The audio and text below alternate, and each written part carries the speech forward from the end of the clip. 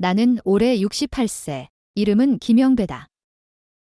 원래 이름 석자 크게 쓴 명함을 들고 다니던 사람이었는데 이제는 누구 하나 내 이름 불러주는 사람도 드물다. 나한테는 딸이 둘 있다.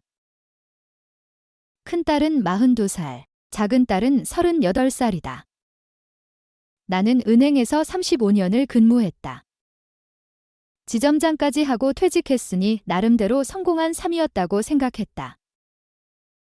퇴직금으로 3억을 받았고 국민연금으로 매달 130만 원 정도 나온다. 그래도 우리 세대에서는 은행 다닌 사람이면 나름 안정적으로 살았다고들 하지 않나. 나도 그렇게 믿었다. 집은 오래전 마련해둬서 따로 집값 걱정은 안 했다.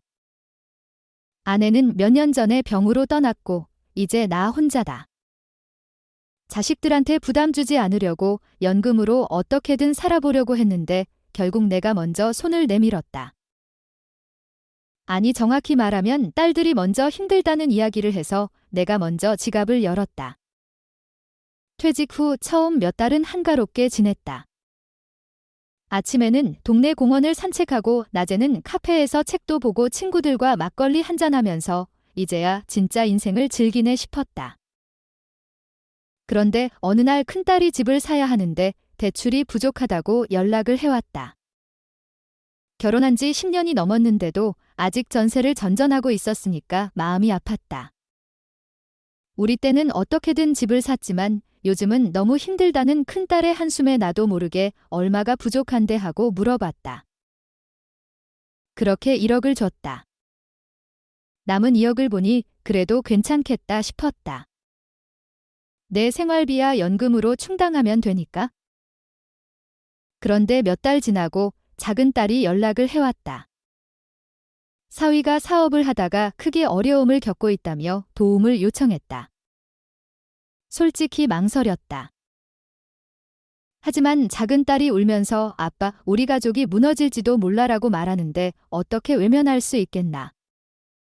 나는 결국 1억을 더 줬다. 그렇게 퇴직금이 반으로 줄었다. 그래도 아직 1억이 남아 있었고 그 정도면 노후를 버틸 수 있을 거라고 생각했다. 그런데 시간이 지나면서 자꾸만 손을 내미는 딸들에게 마지막이라며 또 조금씩 보태주다 보니 어느 순간 내 통장 잔고가 2천만 원도 안 남았더라. 그제야 후회가 밀려왔다. 처음부터 퇴직금을 나눠주지 않았더라면 어땠을까? 아니 처음 1억만 줬어도 지금보다는 나았을까? 하지만 후회해봐야 소용없었다. 나는 생활비가 부족해지기 시작했다. 연금으로 130만 원이 나오지만 공과금 관리비 식비 병원비까지 내고 나면 남는 게 거의 없었다. 이대로는 안 되겠다 싶어 노인 일자리를 알아보기 시작했다. 그렇게 동네 공원에 환경미화원 일을 하게 됐다. 지금 나는 공원에서 아침마다 낙엽을 쓸고 쓰레기를 줍는다. 한 달에 80만 원 남짓 벌지만 이 돈이 없으면 생활이 힘들다. 일하다 보면 손주 또래의 아이들이 뛰어놀고 엄마들이 어우 더러워. 가까이 가지 말라고 말하는 걸 듣는다. 가끔은 손주들이 생각난다. 내가 준 돈으로 큰딸은 집을 샀고 작은 딸도 어렵게나마 사업을 이어가고 있다. 하지만 그게 내 삶을 얼마나 갉아먹었는지는 아무도 모른다. 가끔 큰딸 집에 손주들을 보러 가면 손주들은 반갑게 맞아준다. 할아버지 하며 뛰어오는 아이들을 보면 그나마 마음이 따뜻해진다. 하지만 딸들과 사위들은 예전처럼 살갑지 않다. 마치 돈을 받을 때와는 다른 사람이 된 것 같다. 아빠 요즘 힘들진 않으세요? 아니 괜찮아. 잘 지내지. 이렇게 묻고 대답하면 대화는 끝난다. 예전에는 자주 전화하던 딸들도 이제는 연락이 뜸해졌다. 내가 더 이상 줄 돈이 없다는 걸 알기 때문일까? 아니면 원래 이런 게 인생일까? 나는 이제야 현실을 깨달았다. 내가 퇴직금을 나눠준 건 자식들을 위한 것이었지만 결국 내 미래를 갉아먹은 선택이었다. 딸들에게 돈을 줄 때는 내가 있으니까 든든하지? 라는 생각이었는데 이제는 내가 없었어도 잘 살았을까? 공원에서 낙엽을 쓸며 생각한다. 이게 내 남은 인생일까? 이게 최선이었을까? 어느 날이었다. 어느 때처럼 공원에서 쓰레기를 줍고 있는데 누군가 내 이름을 불렀다. 김영배 씨. 고개를 들자 난직은 얼굴이 보였다. 옛날 은행에서 같이 일하던 후배였다. 그는 내가 환경미화원 조끼를 입고 있는 걸 보고 눈을 크게 떴다. 선배님 여기서 뭐 하세요? 그 순간 얼굴이 화끈거렸다. 무슨 말을 해야 할지 몰랐다. 그저 웃으며 그냥 몸도 움직이고 돈도 좀 벌고 있지라고 둘러댔다. 하지만 후배의 표정은 복잡했다. 예전에 지점장이었던 내가 이제는 공원에서 일하는 모습을 보며 무슨 생각을 했을까? 그 후부터 나는 혹시나 아는 사람이 볼까봐 고개를 숙이고 일하게 됐다. 하지만 생활은 나아지지 않았다. 공원 환경미화원 일은 한 달에 80만 원 남짓 벌지만 그것도 계약직이라 언제까지 할 수 있을지 몰랐다. 연금 130만 원과 합쳐도 200만 원이 안 되는 돈으로 생활하는 건 쉽지 않았다. 그런데 문제는 그것만이 아니었다. 작은 딸이 또다시 연락을 해왔다. 아빠 이번에 진짜 마지막이에요. 우리 가게가 이번 달 월세가 밀려서 조금만 도와주시면 안 될까요? 나는 순간 할 말을 잃었다. 이미 다 줬는데 또 돈을 달라고? 내가 뭐가 남아있는지 알고 그러는 거니? 아빠 이제 돈 없어. 그러자 작은 딸이 한숨을 내쉬며 말했다. 알아요. 그냥 한번 여쭤본 거예요.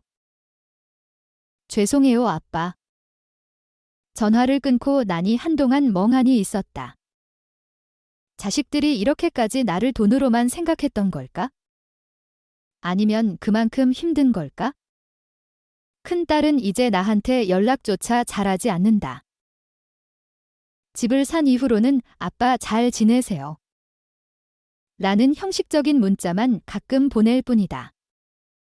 내가 먼저 전화해도 바쁘다는 핑계로 통화를 빨리 끝낸다. 그렇게 혼자 있는 시간이 점점 늘어갔다. 그러던 어느 날 몸이 이상했다. 평소보다 더 피곤하고 손발이 저렸다. 병원에 갔더니 당뇨가 심해졌다고 했다. 의사는 운동도 하고 건강식도 먹어야 한다고 했지만 솔직히 지금 내 생활에서 그런 걸 신경 쓸 여유가 없었다. 건강한 음식은 돈이 더 들고 병원비도 부담이었다. 게다가 최근에 오른쪽 무릎이 자꾸 아팠다. 환경미화원 일을 하면서 무릎을 계속 써서 그런 건지 원래 나이 들면서 찾아오는 병인지 모르겠지만 병원에 가야 하나 고민됐다. 그런데 그때 머릿속에 스쳐 지나간 생각이 있었다. 병원비는 또 어떻게 내지? 돈을 벌기 위해 일하는데 일을 하다 보니 몸이 망가진다. 그러면서 병원비를 내야 한다. 이건 끝없는 악순환이었다. 그렇다고 일을 안 할 수도 없었다. 돈이 없으니까. 나는 혼자 집에 앉아 이런 생각을 반복했다. 퇴직한 지 6년밖에 안 됐는데 이렇게까지 될 줄은 몰랐다. 나는 퇴직금 3억이 있었던 사람이다. 은퇴 후에도 큰 걱정 없이 살 거라고 생각했다. 하지만 지금 내 통장에 남은 돈은 겨우 몇백만 원. 이제는 배달 음식도 잘 못 시킨다. 예전에는 한우도 사 먹고 여행도 가고 그랬는데 지금은 마트에서 50% 할인된 반찬을 사면서도 망설인다. 가끔 TV에서 노후 준비를 잘한 사람들의 이야기를 보면 나도 저렇게 살 수 있었을까 생각한다. 만약 퇴직금을 자식들에게 주지 않고 조금이라도 저축해뒀다면 투자라도 조금 했더라면 하지만 이제 와서 후회해도 소용없다. 며칠 전 큰딸 집에 갔다. 손주들이 반갑게 맞아줬다. 아이들이 밝게 웃으며 할아버지 오셨어요.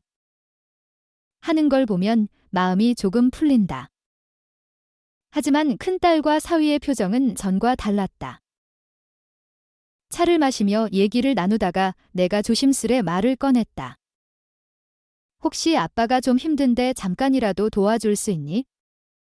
큰딸과 사위가 서로 눈치를 보더니 결국 큰딸이 말했다. 아빠, 우리도 여유가 없어요. 그 말을 듣고 나는 더는 아무 말도 하지 않았다.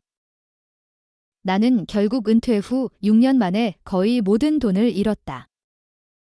다시 일하려고 했지만 나이 들면 일자리를 구하는 것도 쉽지 않았다.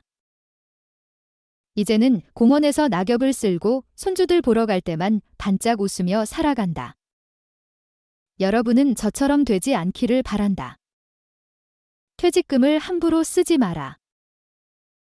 자식이 아무리 힘들다고 해도 내 노후를 먼저 챙겨야 한다. 나도 한때는 우리 애들이라면 달라라고 생각했지만 결국 세상은 다 똑같다. 나는 이제 늦었다. 하지만 여러분은 아직 늦지 않았다.